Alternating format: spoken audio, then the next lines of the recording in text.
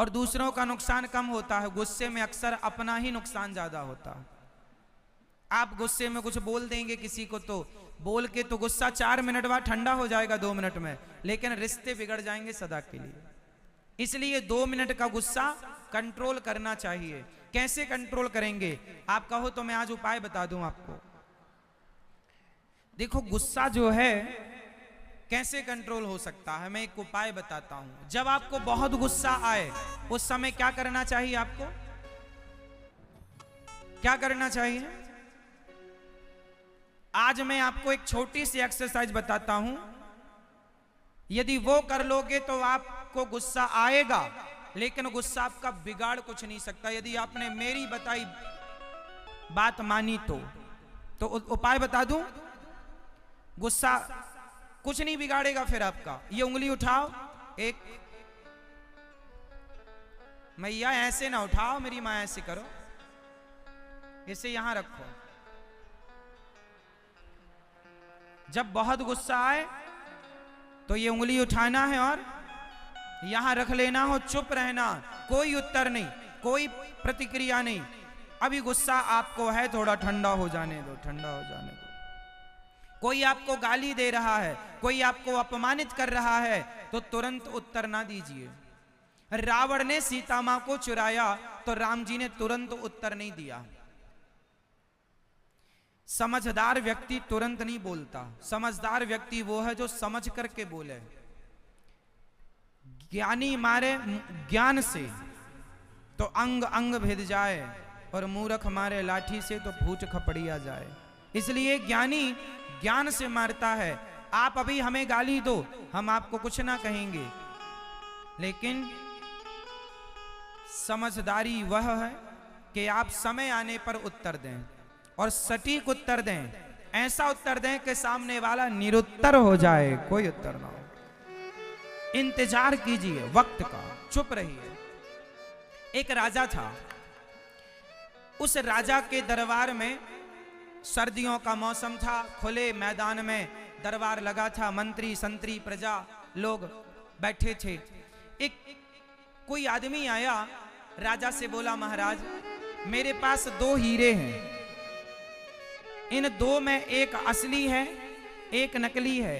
यदि आपने असली हीरा पहचान लिया तो मैं आपको वो हीरा दे दूंगा, और यदि नहीं पहचाने तो हीरा जितने का है उतनी कीमत आपको मुझे देनी पड़ेगी। यदि शर्त मंजूर है तो ये खेल खेल लेते हैं।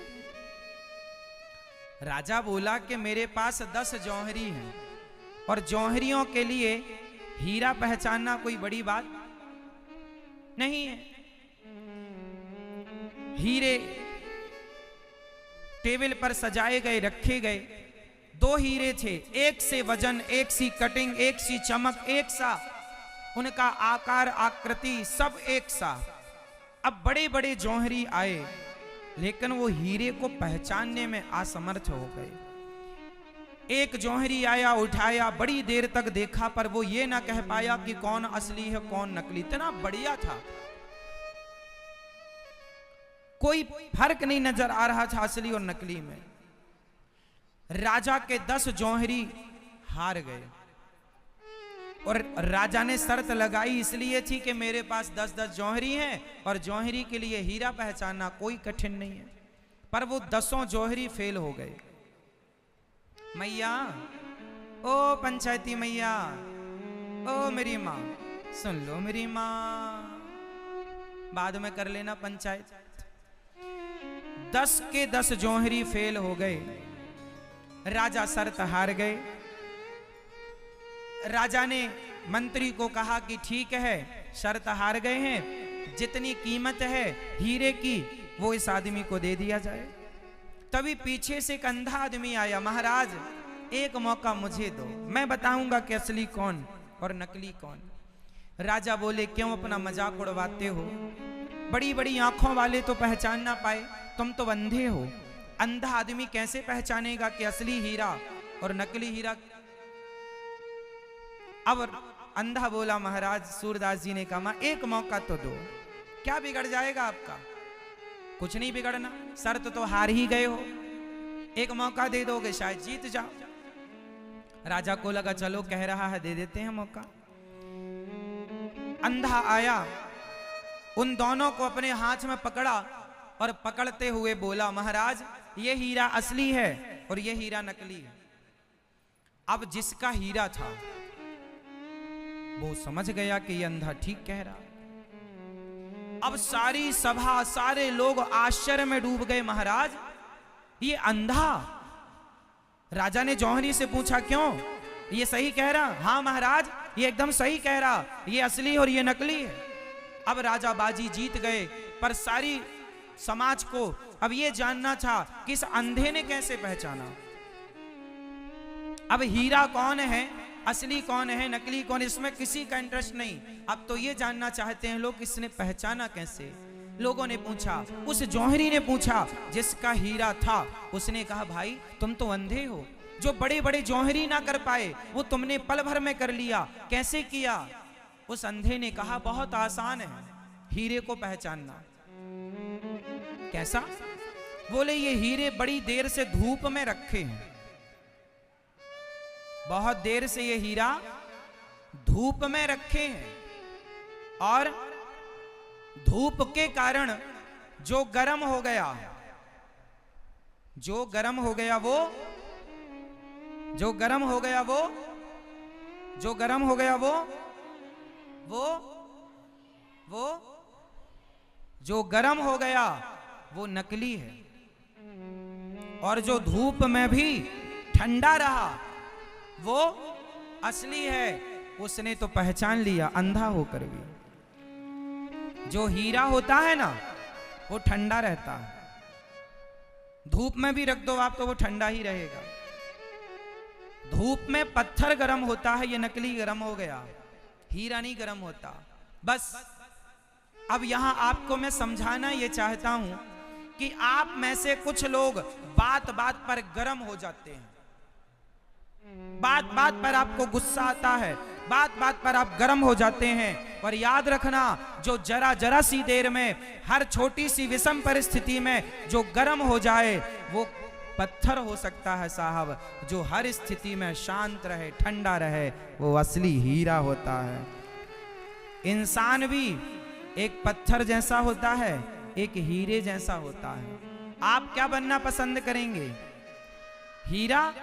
तो हीरा ठंडा होता है, और आप लोगों ने अभी हाथ उठा के बताया कि हम गर्म हैं, गुस्सा बहुत आता। जिसको गुस्सा बात बात पर आए, नाक में रखा, मतलब ये सब पत्थर है, नकली। नकली गर्म होता है, असली गर्म नहीं होता। भगवान श्री कृष्ण ने 100 गालियां सुनी फिर भी गर्म नहीं भये, फिर भी जोर से। असली हीरा है ना कन्हैया। भगवान शंकर को भरी सभा में ससुर ने गालियां दी, गर्म नहीं हुए, क्यों? असली है। असली हीरा, असली लोग वो होते हैं जो बात बात पे गुस्सा करे, वो नकली। गुस्सा क्यों करे? थोड़ा तो बर्दाश्त करो, थोड़ी सहनशीलता बढ़ाओ, जरूरत है सहनशीलता की, बढ़ाओ। सहन करने वाला श्रेष्ठ होता। इसलिए आज से कितने लोग असली हीरा बनेंगे? और आप अपने गुस्से पर कंट्रोल करेंगे। कौन करेगा? आप खुद करेंगे। किससे करेंगे? अपने विवेक से करेंगे। आप ऐसे ड्राइवर हैं जिस ड्राइवर के पास एक्सीलेटर और ब्रेक दोनों हैं। चाहे तो आप गुस्सा करो, चाहे तो आप कंट्रोल करो, मर्जी आपकी। और जिस जीवन में संयम ना हो वो जीवन जीवन नहीं है। कुत्ता बिल्ली के जीवन में संयम नहीं होता, और इंसान होकर आप यदि संयमी नहीं हुए तो फिर इंसान कैसे हैं आप? जानवरों जैसी हरकत है फिर तो। संयमी बनो। देखना इंद्रियों के न घोड़े बढ़े, इनमें संयम के हरदम ये कोड़े पड़े। अपने रथ को सुमार्ग लगाते चलो, मन से गोविंद गोपाल गाते चलो। कोई आपकी वाणी से प्रसन्न हो गया तो बताओ आपका नुकसान क्या है? ये जो आपका मुंह है ना, आपकी जिह्वा कितने इंच की है? जरा बताओ मेरी मां, आपकी जिह्वा कितने इंच की है? है ना, लगभग 3 इंच की ये जिह्वा, ये जब आग लगाती है ना तो बुझाई नहीं बुझती। इसलिए शब्दों में बड़ी जान होती है, शब्दों में, जोर से, शब्दों में बड़ी जान होती है। इन्हीं से आरती, अरदास और अजान होती है। ये ही